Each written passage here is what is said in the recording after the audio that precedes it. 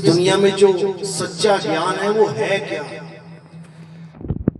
मूल ज्ञान और पवित्र ज्ञान में फर्क है तो है क्या?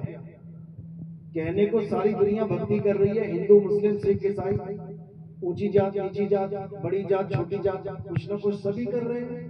लेकिन आखिर सच्ची भक्ति क्या है जो सबके लिए एक है, जिसमें मतभेद नहीं होगा, दो नहीं होंगे, वो एक ही होंगे? आज उसका खुलासा करेंगे।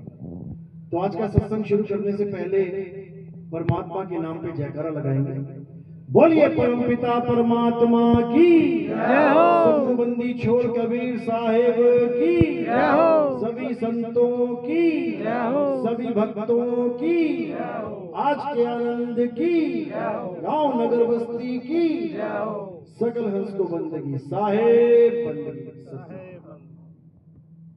तो साहिब समझा रहे हैं कि जब से ये मनुष्य ये जान पाया कि मैं परमात्मा से जुदा हो गया, तब से ये कुछ ना कुछ करने में ही लगा हुआ है कि कैसे भी करके उस मालिक से मेरा दोबारा से जुड़ाव हो जाए, उस मालिक से मेरा मेल हो जाए।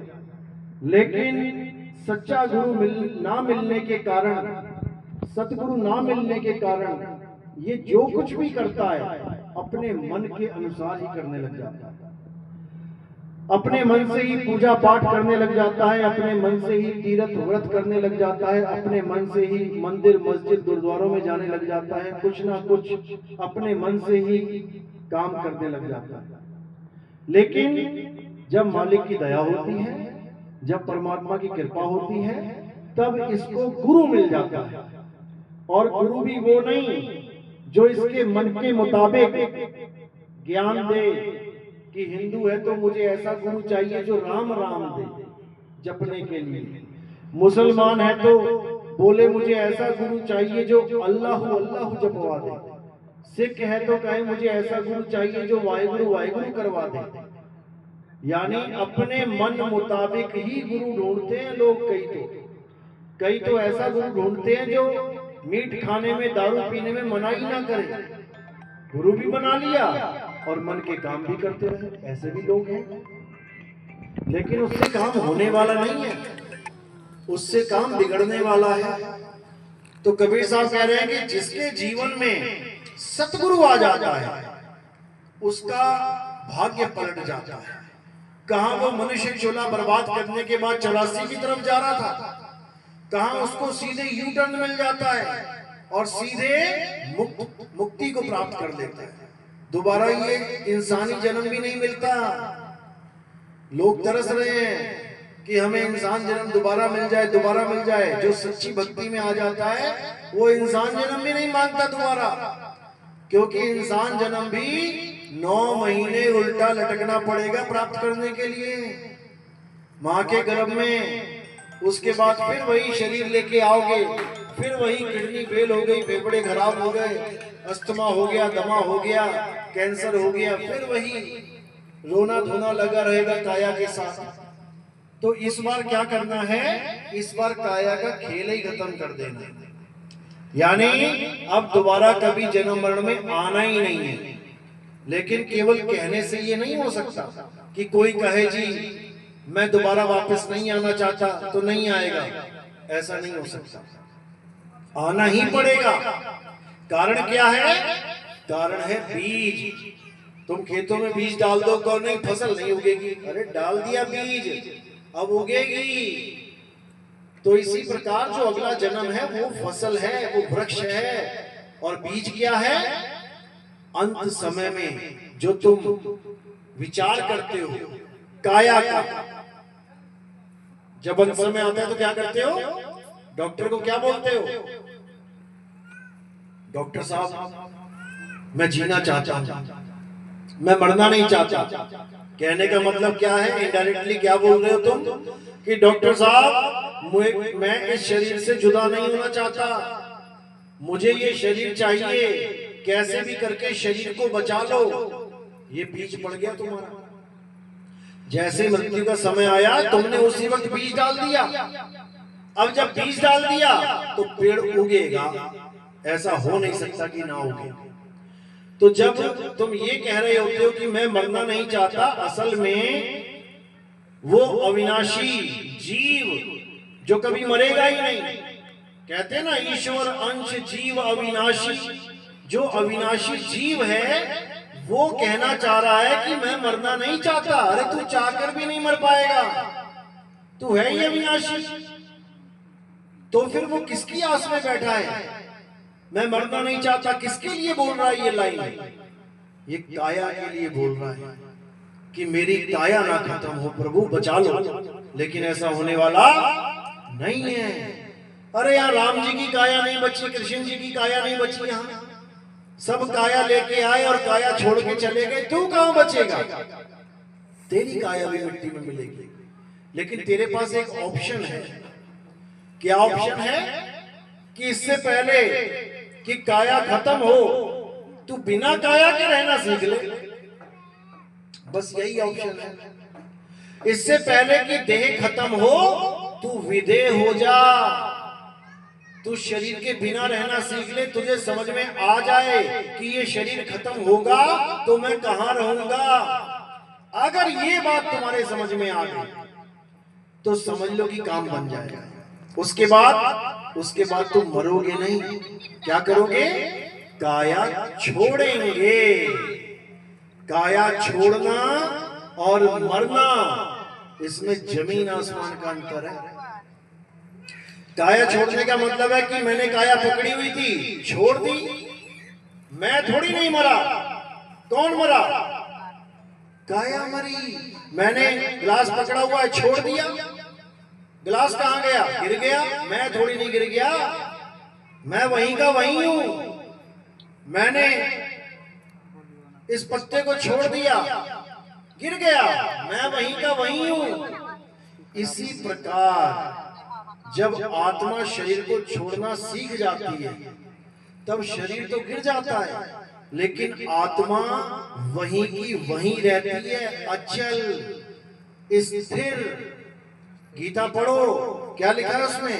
हे अर्जुन, ये आत्मा अचल है, अडोल है, ये सदा स्थिर रहने वाली है, ये चलती नहीं है कि सोचो कि आज जम्मू में कल पंजाब पहुंच जाएगी, नहीं पहुंचेगी। ये अचल है।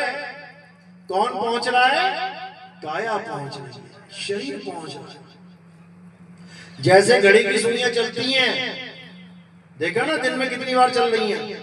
1 से लेके 12 तक चली रही हैं, सुइयां चल रही हैं। लेकिन सुइयां जिसमें जुड़ी हुई हैं, कील, एक कील भी है घड़ी में, जिस कील में तीनों सुई जुड़ी हुई हैं, तो सुई तो चल रही है, कील भी चल रही है क्या?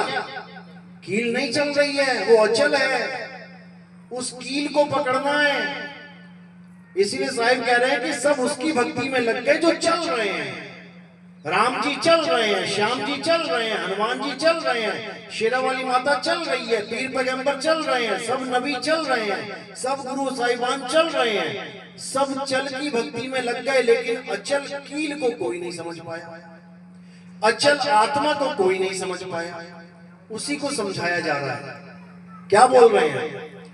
कह रहे चलती चक्की देख के और दिया कबीरा रोए, दो पाटों के बीच में, अरे साबुत बचा न कोई। ऐसी भक्ति में लग गए हम लोग जो दो पाटों के बीच में खुद ही नहीं बचे। कौन बचा यहाँ पे? बता दो कोई बचा हो तो। जिसकी हम पूजा कर रहे हैं सबके सब आए चले गए, शरीर छूट गया, मिट्टी में मिल गया। कहते हैं एक पाट धरती चले और एक चले आसमान, इन दोनों के बीच में पिस गया सकल जहान। बता दो कोई नहीं पिसा हो तो?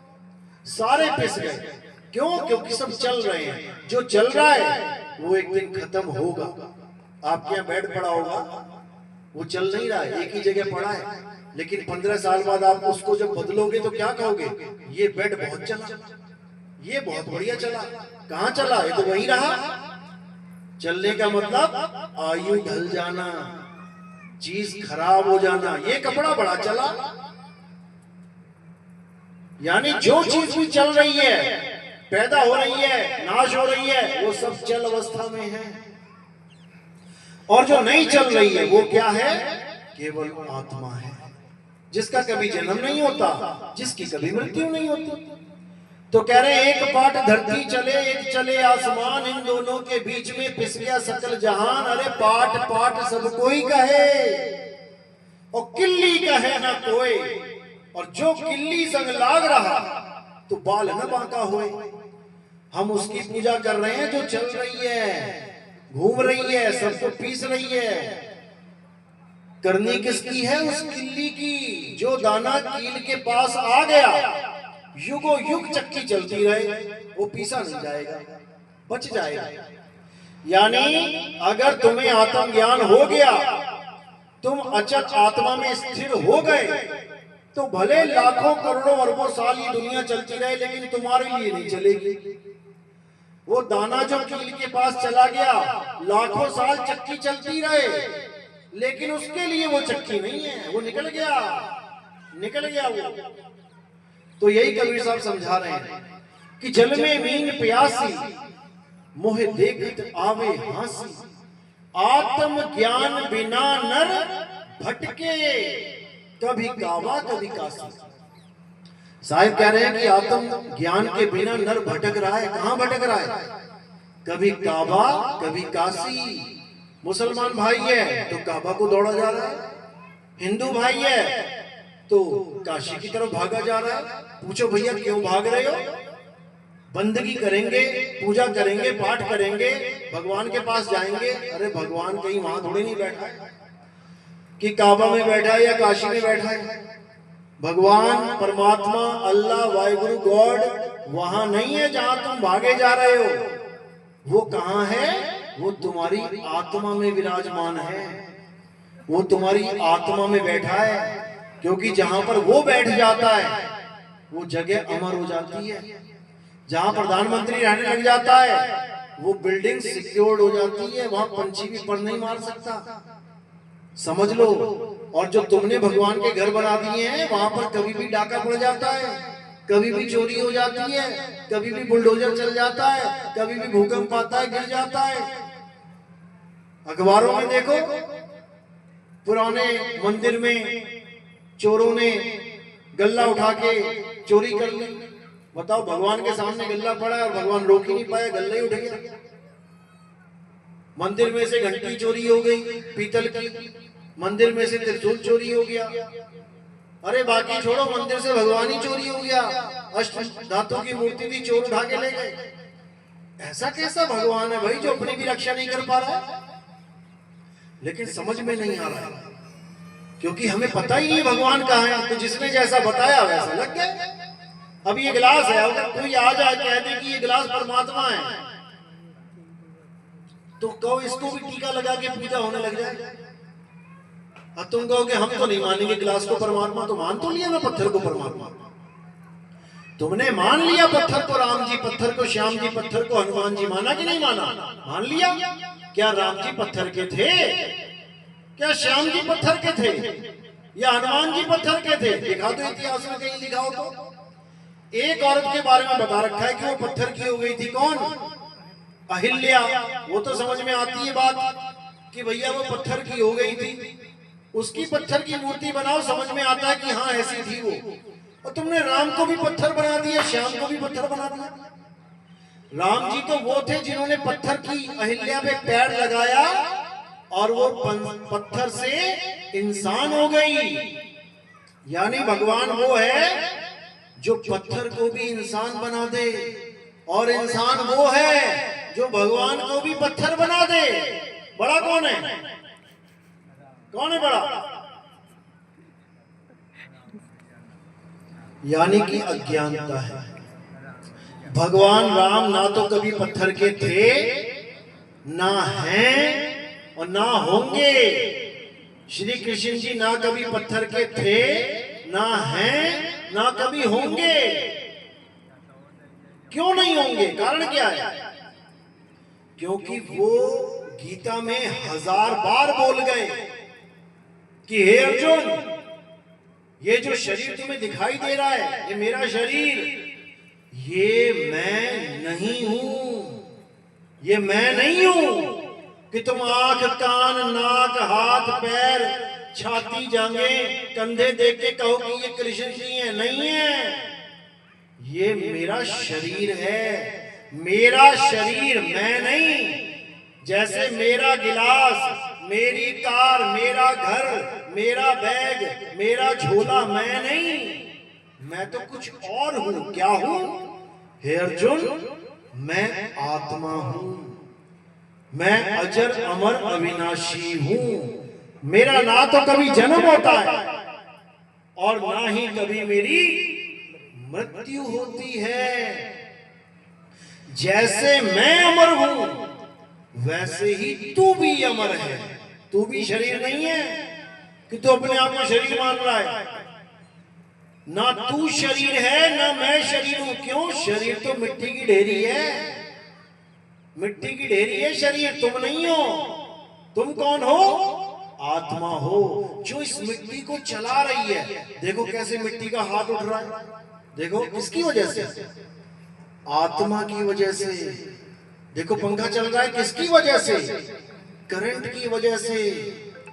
तो ये आत्मा इतनी जबरदस्त चीज है कि इसने मिट्टी के शरीर को जिंदा कर रखा है, और जैसे ही आत्मा शरीर को छोड़ देती है, ये मिट्टी की ढेरी वहीं गिर जाती है जमीन पर। फिर जितना मर्जी बोल ले, पापा उठो, मम्मी उठो, भाई उठो, वो ना उठने वाला। क्योंकि जो इसको चला रहा था उसने इसको छोड़ दिया। पंखा चल रहा है, जैसे ही करंट गया, बत्ती चली गई, बिजली गई, अब तुम 1000 बार कह दो पंखे को घूम ले भाई, घूम जा भाई, वो ना घूमता। क्योंकि जो उसको घुमाने वाला था वो चला गया।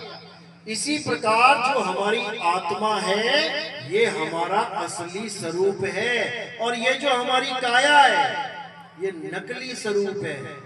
आदमी औरत नकली स्वरूप है, बच्चा बूढ़ा जवान नकली स्वरूप है।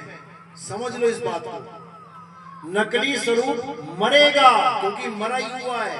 ये काया जिंदा नहीं है, ये काया मरी हुई है, लेकिन आत्मा की वजह से जिंदा लग रही है। जैसे एक कार जिंदा है कि मरी हुई है? कार जिंदा है कि मरी हुई है? कार में आत्मा होती है क्या? नहीं होती, मरी हुई है। लेकिन तुमसे तेज भागती है। तुम भागोगे 20 की स्पीड में, वो भागेगी 120 की स्पीड में। तुम जिंदा होके नहीं भाग पा रहे हो, मुर्दा होके भाग रही है। अपने आप भाग रही है क्या? कोई भगा रहा है, कोई उसको भगा रहा है। जो उसको भगा रहा है, जब उसका स्विच ऑफ करके बाहर आ जाए, चाबी निकाल के बाहर आ जाए, तो वो मुर्दा है। मुर्दा वो अब भी है जब भाग रही है, और मुर्दा वो तब भी हो जाएगी जब रुक जाएगी। लेकिन आभास ऐसा हो रहा है कि नहीं, अभी तो जिंदा है। यानी हमारे भाई बहन चाचा भतीजा जितने बैठे हैं, लग रहा है मेरी माँ तो जिंदा है, हाँ मेरा लड़का जिंदा है, मेरी अम्मी जिंदी है, मेरा ये जिंदा है, मेरा वो जिंदा है। हमें आभास हो रहा है, लेकिन ये मुर्दा है। केवल दिल धड़क रहा है, सांसें चल रही हैं, नब्ज चल रही है, जिंदा है। जैसे कार में इंजन चल रहा है, धुआं निकल रहा है, पेट्रोल पी रही है, जिंदा है। अरे मुर्दा है वो, उस ड्राइवर की वजह से जिंदा है। जैसे ही चाबी निकालेगा बात खत्म हो गई। तो इसी प्रकार जो हमारा नकली स्वरूप है वो ये काया स्वरूप है। जब हम काया नहीं है तो हमारा भगवान भी काया का नहीं है। याद रखो, हम मिट्टी नहीं है तो हमारे राम जी भी मिट्टी नहीं है, हमारे श्याम जी भी मिट्टी नहीं है, हनुमान जी भी मिट्टी नहीं है। वो सब क्या है? आत्मा है। तो कबीर साहब ने दोहे के माध्यम से समझाया कि राम कबीरा एक हैं और कहन सुनन में दो, दो करके वो जानते जिन्हें सतगुरु मिलाना हो। देखने में राम और कबीर एक धनुष बाण लेके खड़े हैं और एक अपना आसन में बैठे हैं, दाढ़ी मूंछ टोपी वाले। अब अगर किसी अज्ञानी को बोलोगे कि ये एक है कि दो, वो कहेगा दो है। लेकिन जब किसी ज्ञानी से पूछोगे एक है या दो, तब वो आत्म तत्व को देखते हुए क्या कह देगा? एक ही है, एक ही है। जैसे 1000 पंखे चल रहे हैं तो अज्ञानी क्या सोचेगा? 1000 पंखे अलग अलग तरह से चल रहे हैं, अलग अलग ताकत से चल रहे हैं।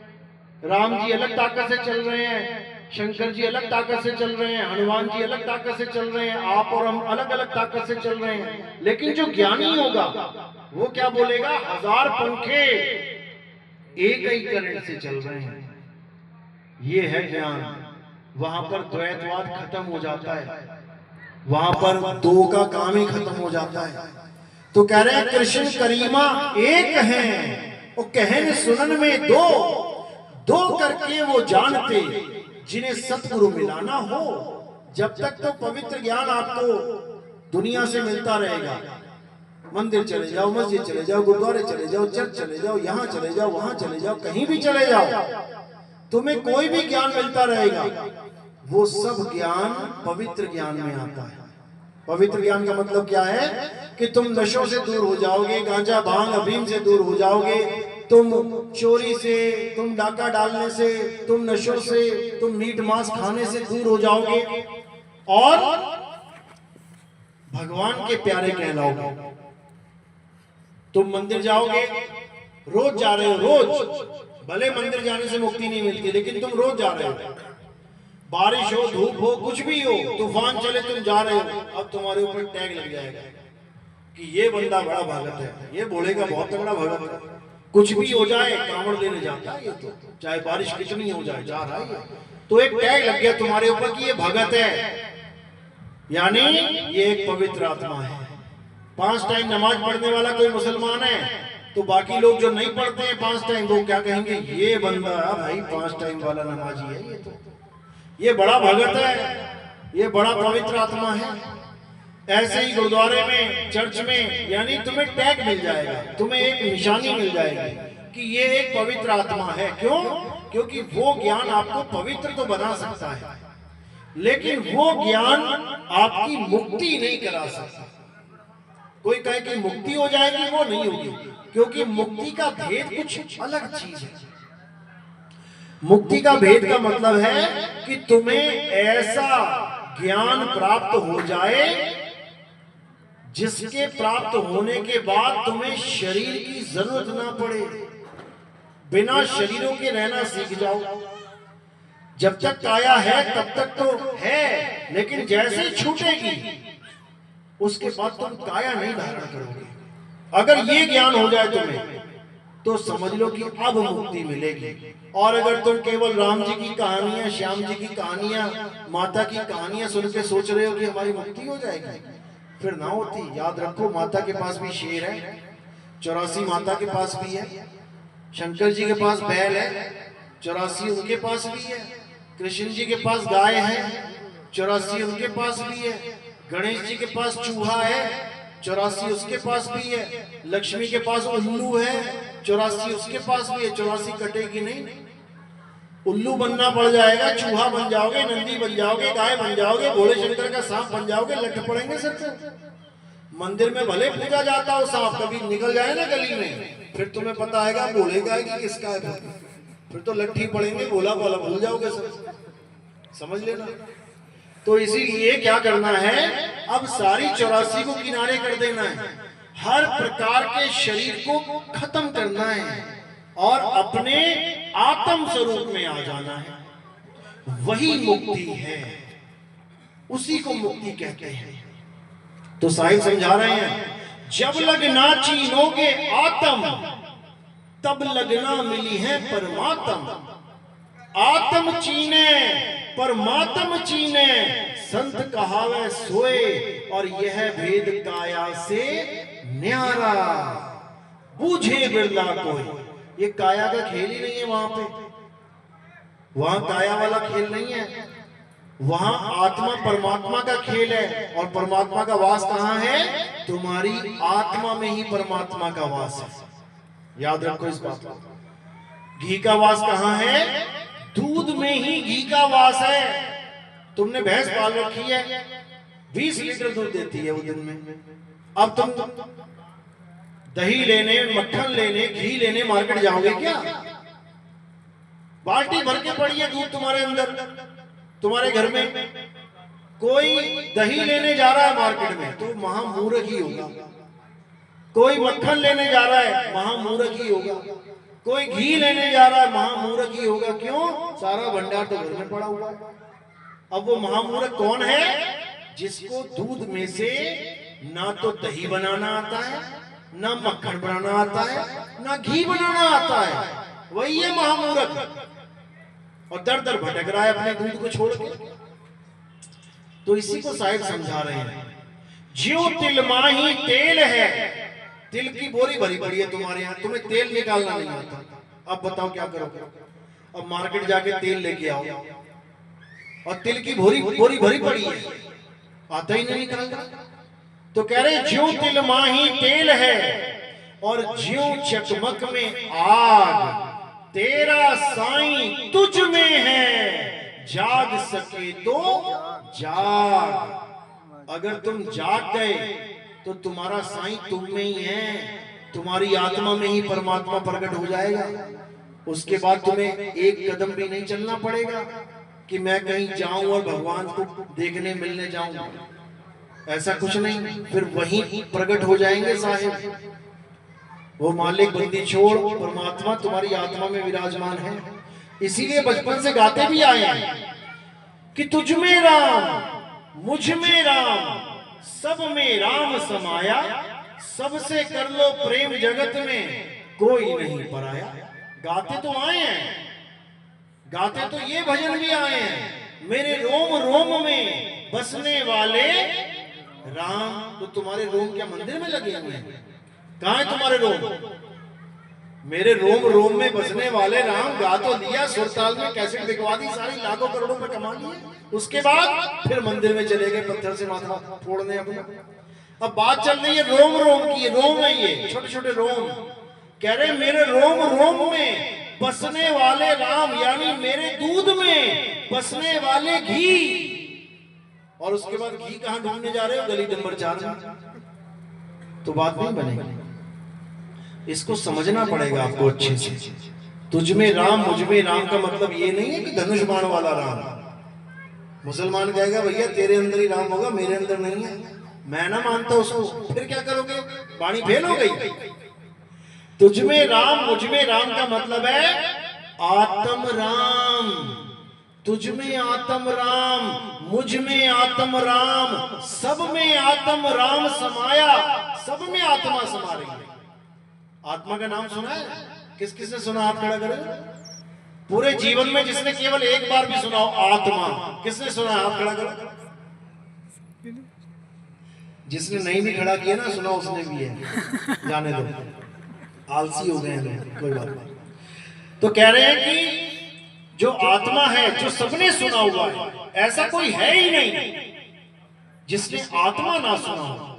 ऐसे छोटे भाग किसी के नहीं होंगे। छोटे से बच्चे से भी पूछोगे ना, कभी आत्मा सुना? हाँ मैंने सुना है आत्मा, वो YouTube पे देखा था, प्रेत आत्मा, भूत आत्मा, सुना उसने भी होगा। आत्मा सबने सुना है, सब अपनी अपनी आत्मा लेके आए हैं। किसी के घर में तो नहीं छूट गई कि जल्दबाजी में चूल्हे के पास छूट गई हो चाय बनाते बनाते, कि जल्दबाजी में बाथरूम में कपड़े बदले वहीं टंगी रहेगी बेचारी और तुम वापस इधर आ गए। ऐसा कभी नहीं हो सकता। ऐसा कभी क्यों नहीं हो सकता? क्या कारण है? क्योंकि अगर तुम यहां तक पहुंच गए हो, इसका मतलब आत्मा है। और कहीं रास्ते में आत्मा शरीर छोड़ देती तो बिना आत्मा के आ जाते, वहीं पड़े होते कहीं पे। तो अपनी अपनी सब आत्मा लेके आए हो ना, तुम आत्मा लेके आए हो, आत्मा तुम्हें लेके आई है।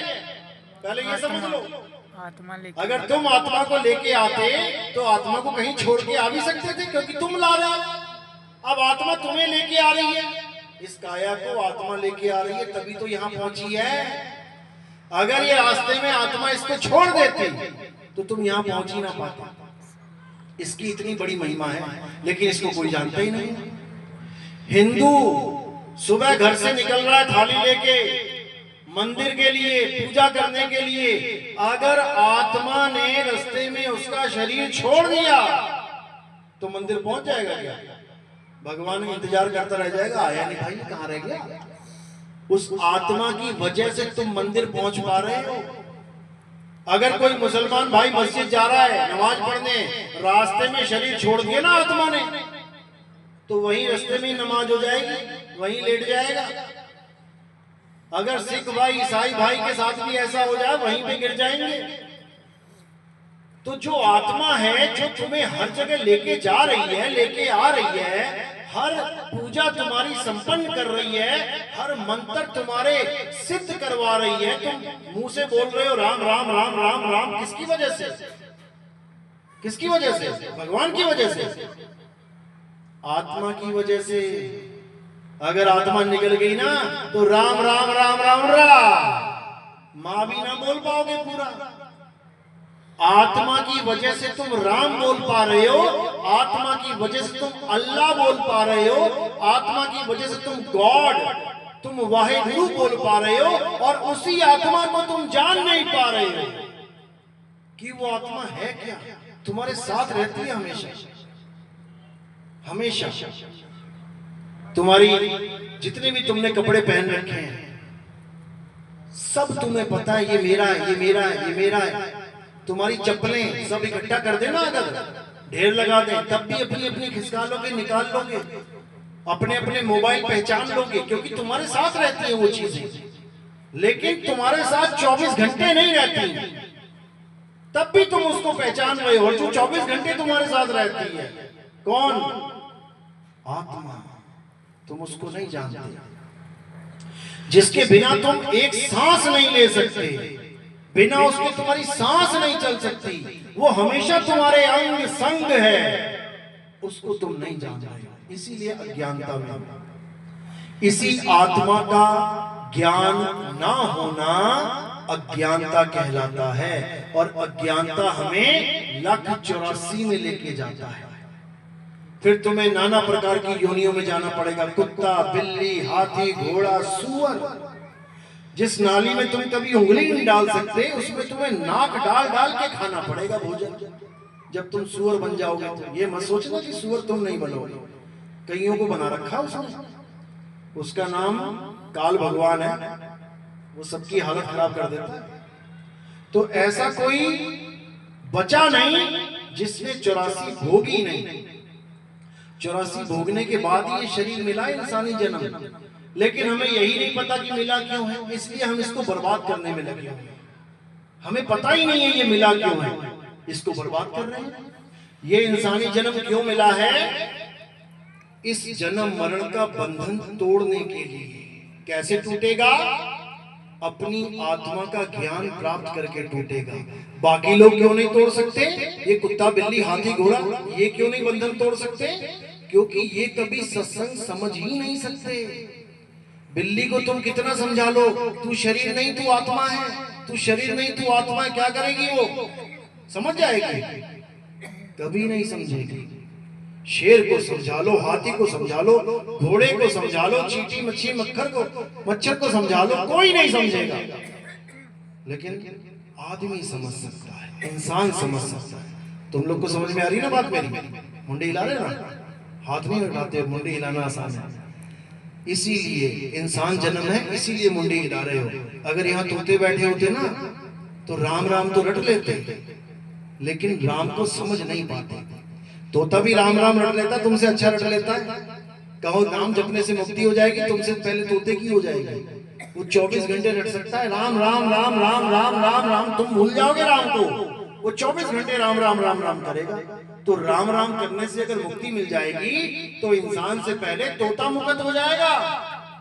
लेकिन राम राम करने से मुक्ति नहीं होती, नहीं होती। किससे होती है? राम को समझने से, राम को जानने से, राम हो जाने से मुक्ति होती है। राम हो जाना है, राम मतलब आत्म राम, जिसकी वजह से भगवान राम का भी शरीर चल रहा है। किसकी वजह से? भगवान राम का शरीर बिना आत्मा के चल रहा है क्या? कृष्ण जी का शरीर बिना आत्मा के चल रहा है क्या? हनुमान जी का शरीर बिना आत्मा के चल रहा है? अरे तुम्हारा हमारा नहीं चल रहा तो उनका कैसे चल रहा है? यानी जितने भी लोग हैं, जो भी जीवित प्राणी है, सबके प्राणों का आधार आत्म राम है। इसलिए गुरु ग्रंथ साहब में वाणी दर्ज है कि आत्म राम पूजिए, गुरु के सहज सुभाए। आत्मे नो आत्मे दी प्रतीत ते कर ही परचा पाए। यानी घर में ही पर्चा, यानी परिचय हो जाएगा तुम्हें, घर में ही राम मिल जाएगा। वो परमात्मा कहीं दूर नहीं है कि तुम सजा के थाली निकल रहे हो, जी आज हमारे भगवान जी का व्रत करना है, ये करना है। अरे घर में ही है वो बैठा हुआ है, लेकिन तुम्हें पता नहीं है, इसलिए भटक रहे हो। जैसे हिरन भटक रहा है, कस्तूरी कहाँ है? नाभि में। और हिरण कहाँ भटक रहा है? जंगल में। कस्तूरी कुंडल बसे और मृग ढूंढे वन माही, ऐसे रमता राम है ये दुनिया जाने नहीं। वो रमता राम हम सब में रम रहा है, लेकिन हमें उसका पता ही नहीं है, इसलिए हम इसकी खोज नहीं कर रहे हैं। अब पत्थर में भगवान मानना आसान है, लेकिन इंसान में भगवान मानना मुश्किल है। इंसान में भगवान मानना क्यों मुश्किल है? क्योंकि भगवान तुम्हें दिख नहीं रहा, यानी आत्मा तुम्हें दिख नहीं रही, तुम्हें शक्लें दिख रही। ले इसको भगवान मानना, ये दुनिया भर का मीट खा जाता है, ये तो इसको भगवान मान, ये तो सुबह शाम गालियां देता है, इसमें कहां से परमात्मा आ गया? समझो, सब में परमात्मा का वास है, लेकिन सब में मन का भी वास है। जो मन है यही उल्टे पुल्टे काम करवा रहा है। किसी को अच्छा बना दिया मन ने, किसी को बुरा बना दिया।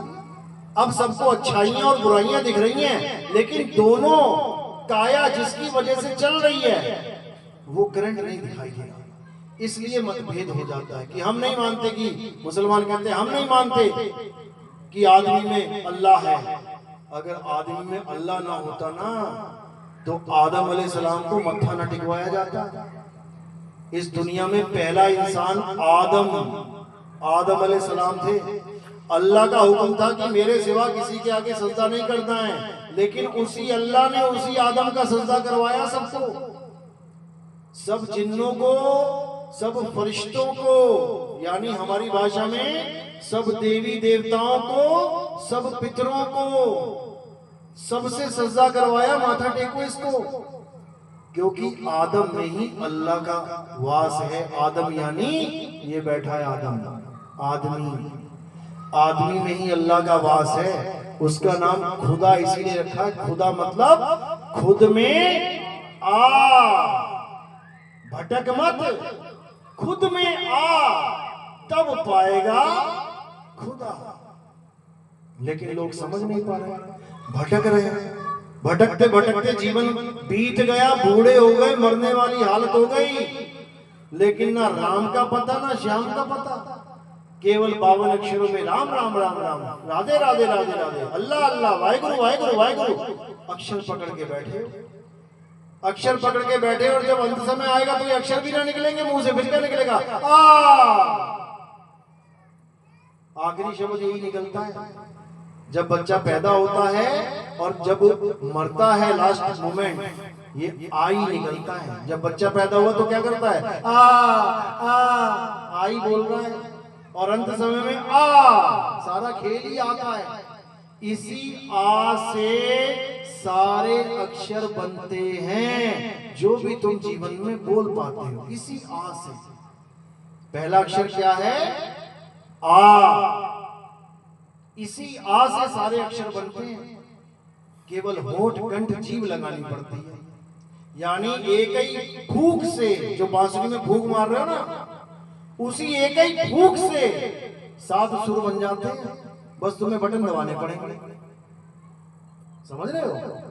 इसी एक अक्षर आ से सारे 52 अक्षर बन जाते हैं। आ ई उ ए का खा गा चा छा जा टा ठा डा पा, सारे अक्षर बन गए इसी एक आ से। और जब ये अक्षर बन गए तो सारे भगवानों के नाम भी आ गए। या रा ला वा शा, जब ये लाइन बन गई तो रा उठा लिया राम का।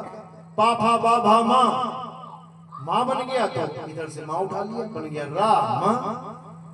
ये अक्षर ना बनते अगर, किसने बनाए ये अक्षर? किसने बनाए? आदि मानव ने।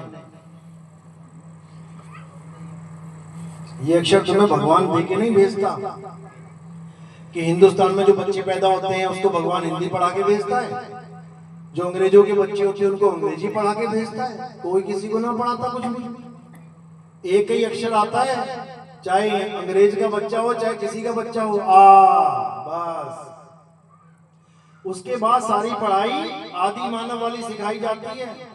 आदि मानव ने ही आग की खोज करी थी, आदि मानव ने ही अक्षरों की खोज करी है, आदि मानव ने ही चित्र बनाने शुरू किए थे। आज भी गुफाओं में चित्र मिलते हैं बने हुए, उस जमाने के बंदों ने बना रखे हैं। जो उन्होंने चित्र बनाए, जो उन्होंने नाम रखे, आज तक हम वो नाम रटते आ रहे हैं। ये सारे नाम उन्हीं की देन है, उन्हीं की देन है। उन्होंने पानी का नाम जल रख दिया ना, तुम जल से जला नहीं बना पाए आज तक, ना तुम जल ही बना पाए। उन्होंने जल बनाया तो तुम भी जल ही रटते आ रहे हो, और तुम्हारे आने वाली जितनी भी पीढ़ियां होंगी वो भी यही रटेंगे स्कूल जाके। का से कबूतर, खा से खरगोश। का से कबूतर नहीं बनेगा, का से कबूतर नहीं बनेगा, कबूतर ही बनेगा। क्यों? आदि मानव ने बनाया है, तुमने नहीं बनाया, तुम नहीं बना सकते, तुम बस वही पढ़ोगे। तो आदि मानव ने, भारत के आदि मानवों ने कितने अक्षर बना दिए? उस आ से 52 अक्षर। जब तुम गिनोगे का खा गा चा छा जा सारे, तो टोटल 52 अक्षर है। और अंग्रेज आदि मानव जो थे, इंग्लैंड अमेरिका वाले, उन्होंने कितने अक्षर बना दिए? 26 अक्षर। उन्होंने बनाए 26, हमने बना दिए 52। तो इंटेलिजेंट कौन है? कौन महान है? कौन ज्यादा बुद्धिमान है? हमने दुगने बना दिए, 26 दूनी 52। हमने 52 बना दिए, वो बेचारे 26 से 27 ने बना पाया आज तक। और वही अक्षर को पकड़ पकड़ के आज सारा समाज पढ़ रहा है, लिख रहा है, भगवानों के नाम रख रहा है। अल्लाह, वाहिगुरु, गॉड, राम, ये सारे नाम कहां से आए हैं? उन्हीं अक्षरों में से आए हैं। अगर आदि मानव भी भेड़ बकरियों की तरह, शेर हाथी चीतों की तरह बिना अक्षर बनाए रहता, तो किसका नाम होता? कौन से भगवान का नाम होता? अरे तुम्हारा नाम ना होता कुछ भी। तुम्हारा नाम भी इसलिए रखा जा रहा है क्योंकि 52 अक्षर बने हुए हैं। इंसान ने 52 अक्षर बना दिए, इसलिए आगे नाम रखे जा रहे हैं। अगर भैंसों की तरह नाम ना रखता तो क्या होता? बच्चे ना होते? क्या होते? जैसे भैंसों के हैं, कार लेके जाओ, 5000 भैंसें सड़क पे खड़ी हैं, बताओ किसका क्या नाम है? पागल हो जाओगे नाम याद कर करके। लेकिन इंसानों के नाम याद कर लिए, क्यों? 52 अक्षर हैं। तो कबीर साहब यही समझा रहे हैं कि 52 अक्षर जीव आधारा, आदि अक्षर जीव्या से न्यारा, वाही को सत सिमरण कहिए, और सिमर सिमर नर पुत्र पारा। ये 52 अक्षर जपने से कोई मुक्ति मिलने वाली नहीं है, सिमरन नहीं है ये कि तुम हिंदू हो तो राम राम राम राम राम राम राम, ओम नमः शिवाय ओम नमः शिवाय, और तुम मुसलमान हो तो अल्लाह अल्लाह अल्लाह, तुम सिख हो तो वाहिगुरु वाहिगुरु वाहिगुरु, गॉड वाले हो तो हालेलुया हालेलुया करते रहो। उससे क्या होगा? जीव भी तो हिला रहे हो भाई।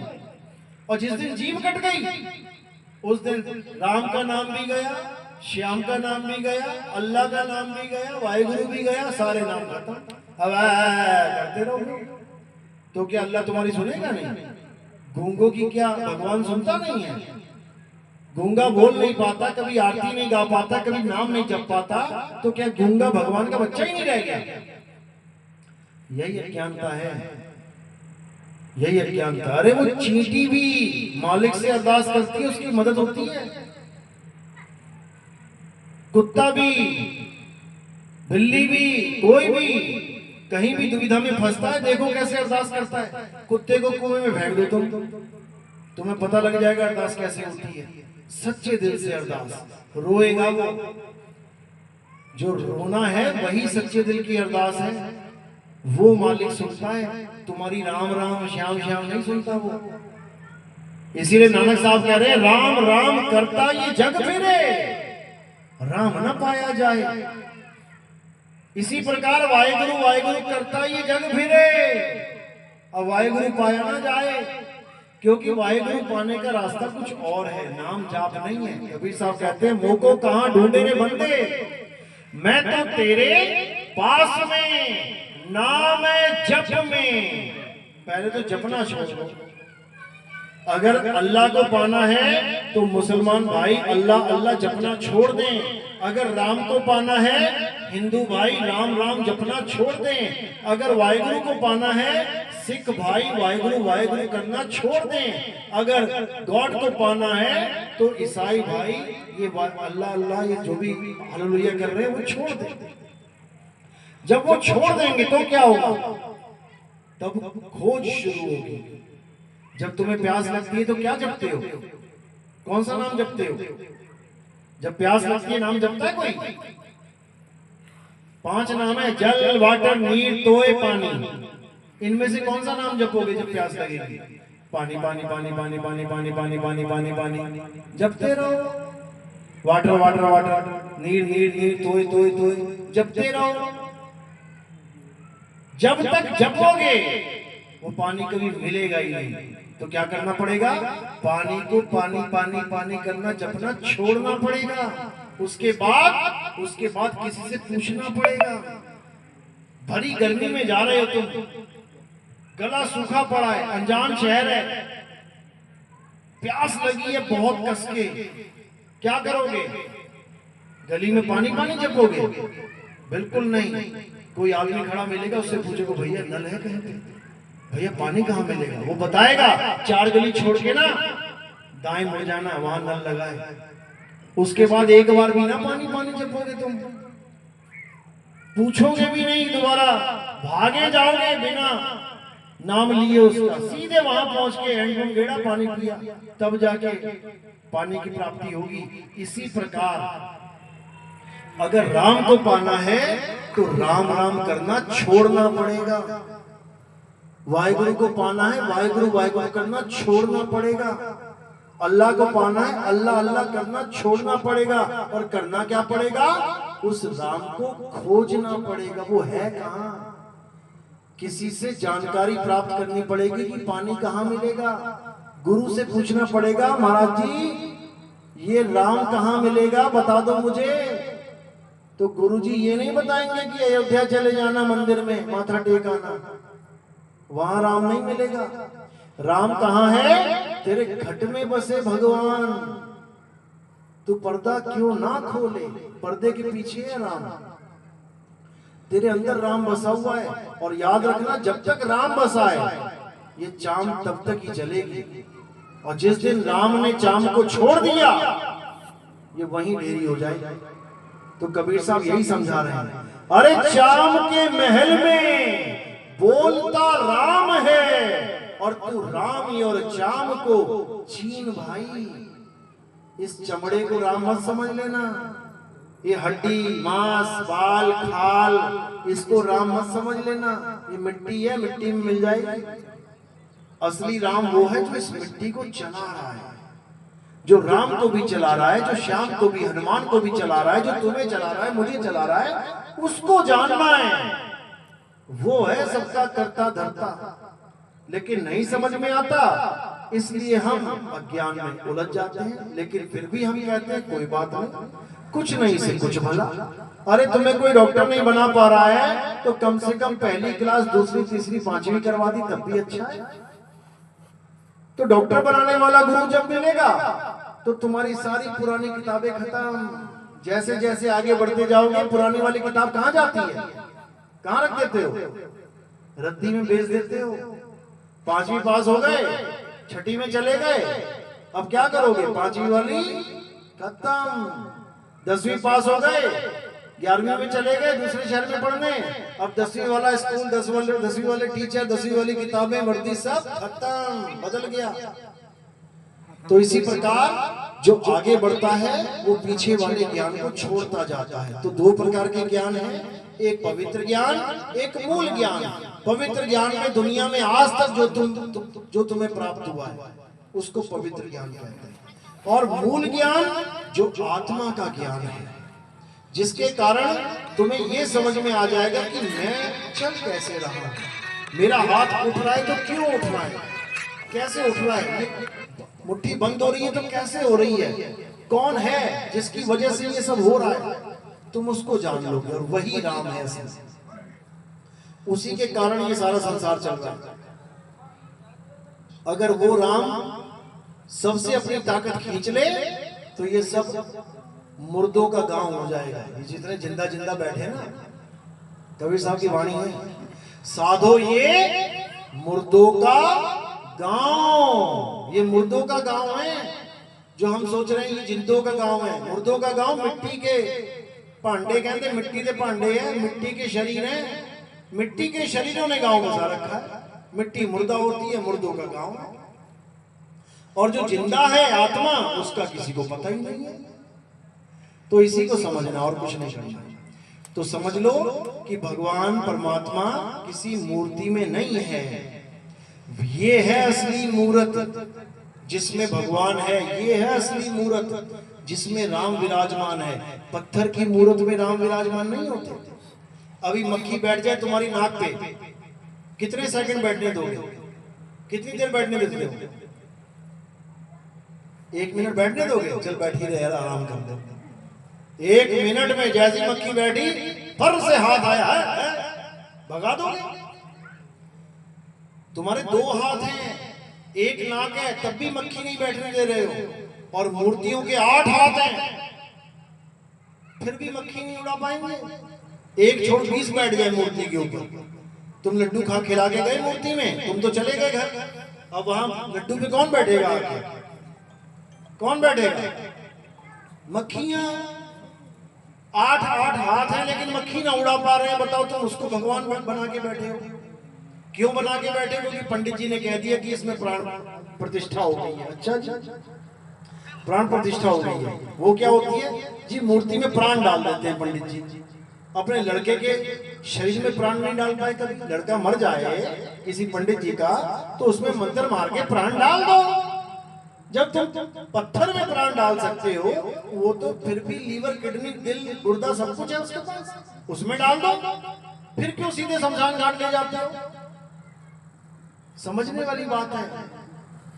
जिसमें प्राण होते हैं उसके कुछ गुण होते हैं। जैसे तुम में प्राण है, तुम में प्राण है, तुम्हारे अंदर कुछ गुण है। तुम चल सकते हो, तुम बोल सकते हो, तुम खा सकते हो, पचा सकते हो, तुम अपने घर की रक्षा कर सकते हो। तुम घर में बैठे हो, सामने मोबाइल पड़ा है, चोर आएगा ले जाएगा क्या? नहीं ले जा पाएगा। तुम बैठे हो, लेकिन भगवान के मंदिर में गया, भगवान के सामने गल्ला उठाया और चलता बना, भगवान नहीं रोक पाया। क्यों? क्योंकि प्राण नहीं है। भगवान छोड़ो, इंसान छोड़ो, तुम कोई बहुत बढ़िया वाला खतरनाक सा कुत्ता पाल लो, एक पिटबुल पाल लो, बुलडॉग पाल लो, तुम भले घर में ना हो, क्या चोर तुम्हारा मोबाइल ले जाएगा घर में घुस के? ऐसी हालत कर देगा ना, दोबारा घुसेगा नहीं कभी जीवन में। क्यों? क्योंकि उसमें प्राण है। सांस चल रही है ना, ये सांस ही प्राण है। तुम में प्राण है, और जब अंत समय आता है तो प्राण पखेरु उड़ जाते हैं। कहते हैं प्राण पखेरु उड़ गए, इसके प्राण निकल गए। अरे प्राण थे तब निकले ना, और जिसमें प्राण है ही नहीं तो उसके प्राण क्या निकालोगे? तो मूर्तियों में जो प्राण डालते हैं उनके प्राण ये नहीं होते, उनके प्राण कभी भी निकल जाते हैं। कैसे? कोई भी मूर्ति है, धनुष बाण वाली लगा लो या कोई चक्र वाली, चक्कर थोड़ा सा टूट गया, धनुष बाण की नोक थोड़ी सी टूट गई। अब क्या करेंगे पंडित जी? उस मूर्ति को उठा के किसी नदी के किनारे रख देंगे। पूछो क्या हुआ? खंडित हो गई। अरे मूर्ति खंडित हुई है, प्राण थोड़ी नहीं खंडित हो जाएंगे।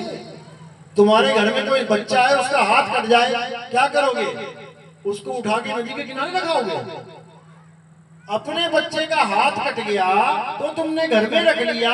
अरे अपने भगवान का धनुष का नोक टूट गया, बाण का नोक टूट गया, तुमने भगवान को उठा के बेघर कर दिया। बताओ, ये है हमारा धर्म, ये बन चुका है हमारा धर्म। असल में हमें पता ही नहीं है कि हमारा धर्म है क्या। हमारा धर्म ये नहीं है देवी देवताओं की पूजा करना, भूल जाओ। ये तो तुम्हारे दिमाग में डाल दिया गया है कि देवी देवताओं की पूजा करना हमारा धर्म है। हमारा धर्म देवी देवताओं की पूजा करना नहीं है। क्या धर्म है हमारा? आत्मा को जानना हमारा धर्म है। गीता पढ़ो। हे अर्जुन, जो अपनी आत्मा में रमण करते हैं, जो अपनी आत्मा में तृप्त हैं, जो अपनी आत्मा में संतुष्ट हैं, उनके लिए कोई धार्मिक कर्म कर्तव्य लागू ही नहीं होता। उनको मंदिर में जाने की जरूरत ही नहीं है, उनको किसी पत्थर की पूजा करने की जरूरत ही नहीं है, उनको कोई नाम जपने की जरूरत ही नहीं है। अध्याय 3 17वां श्लोक घर में जाके देखना मोबाइल में। गीता अध्याय 3 17वां श्लोक देखो क्या कह रहा है कि असली पूजा क्या है? अपनी आत्मा में रमण करना है। रमण यानी रम जाना है, आत्मा में रम जाओ। जैसे कहते हैं ये तो मीराबाई हो गई, तो रम गई प्रभु में। प्रभु में नहीं रम गई, वो अपनी आत्मा में रमी हुई है। पायो जी में नाम रतन धन पायो, वस्तु अमोलक दी मेरे सतगुरु, कृपा कर अपनायो। पायो में नाम रतन धन पायो, कह रही है मुझे नाम मिल गया, नाम रतन, मुझे नाम मिल गया गुरु से। नाम का मतलब ये नहीं राम राम राम राम मिल गया, नाम का मतलब है आत्मा का ज्ञान मिल गया। मुझे आत्मा का ज्ञान मिल गया। वस्तु अमोलक, अमोलक मतलब जिसका कोई मोल ही नहीं है, उसका कोई मोल लगा ही नहीं सकता। मूर्तियों का मोल लग जाता है 50 रुपए की, 100 रुपए की, 1000 रुपए की, 10,000 रुपए की, लाख रुपए की, 10 लाख रुपए की, 1 करोड़ रुपए की। सोने चांदी की है तो 100 करोड़ की हो जाएगी, फिर भी मोल लग गया। लेकिन इस आत्मा का कोई मोल नहीं है, आत्मा का कोई मोल नहीं है। तुम्हारा बच्चा शरीर छोड़ने वाला है, डॉक्टर को कहो डॉक्टर साहब आत्मा नहीं निकलनी चाहिए, मैं पूरी दुनिया बेच के पैसा दे दूंगा तुम्हें, बच जाएगा क्या? आत्मा खरीदी बेची नहीं जा सकती, उसका कोई मोल ही नहीं है। उसी आत्मा का ज्ञान जब मीराबाई को हुआ तब उसने क्या बोला? वस्तु अमोलक दी मेरे सतगुरु। अब दी का मतलब ये नहीं कि उसने अपनी आत्मा निकाल के उसमें डाल दी। वस्तु अमोलक यानी वो अनमोल वस्तु जो मेरे पास ही थी, लेकिन मुझे उसका ज्ञान ही नहीं था। वस्तु अमोलक दी मेरे सतगुरु, और कृपा कर अपनायो। पायो में नाम रतन धन पायो। तो नाम रतन धन क्या है? आत्म ज्ञान, आत्मा का ज्ञान। और हमारा धर्म क्या है? आत्मा को जानना। असल में हमारा धर्म, उसका नाम क्या है? उसका नाम है सनातन धर्म। हम सनातनी हैं। कौन कौन सनातनी? हाथ खड़ा करो। सनातनी हैं? अब भी आलस आ रहा है। चलो ये सनातनी है। कौन कौन हिंदू है वो खड़ा करो। सनातनी क्यों कर रहे हो? हिंदू बोला मैंने। एक ही है क्या दोनों? एक नहीं है, समझ लो। हिंदू कौन होता है? हिंदू वो होते हैं जो हिंदू देवी देवताओं की पूजा करते हैं।